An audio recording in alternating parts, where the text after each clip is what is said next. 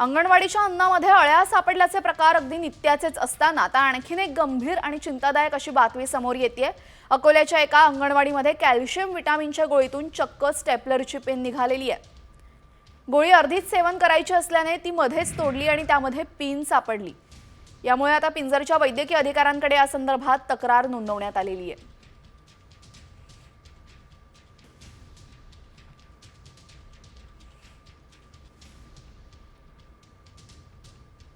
अंगणवाडीच्या अन्नामध्ये अळ्या सापडल्याचे प्रकार अगदी नित्याचेच असताना आता आणखीन एक गंभीर आणि चिंतादायक अशी बातमी समोर येतेय।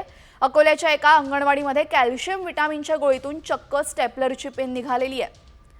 गोळी अर्धीच सेवन करायची असल्याने ती मध्येच तोडली आणि त्यामध्ये पिन सापडली।